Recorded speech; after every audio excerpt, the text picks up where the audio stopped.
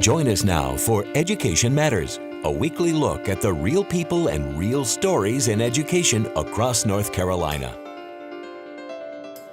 Welcome to another episode of Education Matters presented by the Public School Forum of North Carolina. I'm your host, Keith Poston. As you know, each episode we focus on a central theme or topic. This week on the show, we're going to hear from leaders representing our state school administrators as well as from Teachers Network about what's on our educators' minds as we start a new year. Like every week before we tackle the main topic, we open with a segment we call Edlines. It's a quick scan of education headlines across North Carolina and the U.S. This year, what happens in the courtroom may have a big impact on what happens in our state's classrooms.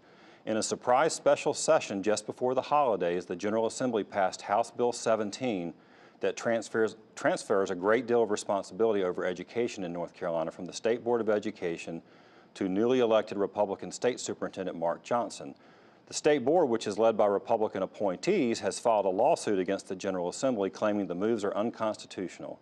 A preliminary hearing was held this week after we recorded this week's show, but we'll be talking about this topic in greater detail next week. Roy Cooper was sworn in just minutes after midnight on January 1st as the 75th governor of North Carolina. With a shortened transition due to the election result protest, Governor Cooper said he didn't want to waste any time getting to work. Cooper, a Democrat, becomes governor at a time when Republicans enjoy veto-proof supermajorities in both the House and the Senate, so expect the shortest honeymoon in history. Are private schools better than public schools? A new study by two education professors at the University of Illinois says no. The authors looked at test scores for private and public school students and found once you control for factors like family income, race, and location, public schools were overall getting better results from their students than private schools. The researchers believe one reason is that even though private schools have more autonomy to choose how and what to teach than public schools, they often choose outdated curriculum and teaching methods that are more familiar and comfortable to the parents who write the private school tuition checks.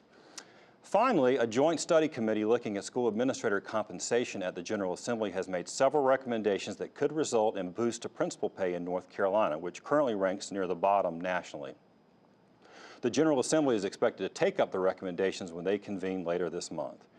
Remember, you can visit the Public School Forum's website at ncforum.org, click Education Matters, and read more about each of the Edlines as well as other topics we cover each week.